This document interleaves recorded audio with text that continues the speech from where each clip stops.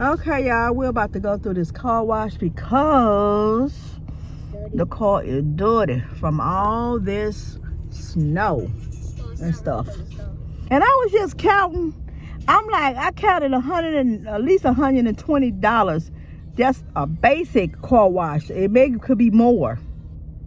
Could be more, what have you, per day. That's per hour to me. Maybe per 30 minutes. I don't know. Yeah. Okay. I'm in the wrong business. Ah! Yeah. I'm like, I'm in the wrong business. Either that or a laundromat. I'm thinking about getting a laundromat, y'all. I'm thinking about invested in a laundromat. A laundromat. I have the daycare too. The daycare will be on the side.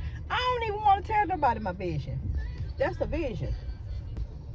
Yeah. Gertie, that building would be a nice daycare. Why the parents wash, and you got kids, and you ain't got nobody to keep your kids. Yeah.